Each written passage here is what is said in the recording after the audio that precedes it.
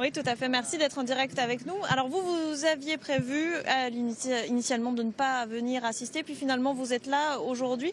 Pourquoi ce choix? Écoutez, finalement, je me suis dit que ça entrait quand même dans mes prérogatives. J'ai été élu pour ça. Le sénateur que je suis étant à Paris pour son travail de sénateur et aussi ce matin pour soutenir le Rassemblement national et sa présidente face à la tentative d'assassinat orchestrée par 2 juges. Eh bien, ma foi, je me suis dit qu'après tout, prendre une petite dose de macronite, on en prend une chaque jour. Et puis je me suis dit aussi que ça serait peut-être la dernière fois, alors autant en profiter.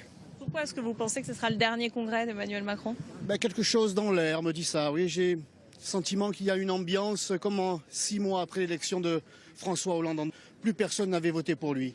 Eh bien, 1 an après l'élection d'Emmanuel Macron, plus personne n'a voté pour lui. C'est très difficile, à Marseille en particulier, de retrouver un électeur d'Emmanuel Macron, ce qui n'est pas compliqué à comprendre.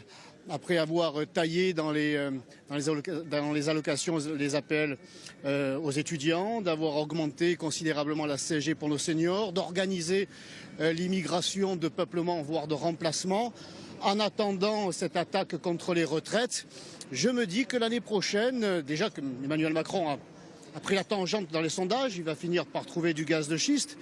Peut-être que le président de la République l'année prochaine sera couvert de goudron et de plumes, alors autant profiter de son costume aujourd'hui. Merci beaucoup Stéphane Ravier d'avoir été en direct avec nous sur LCI.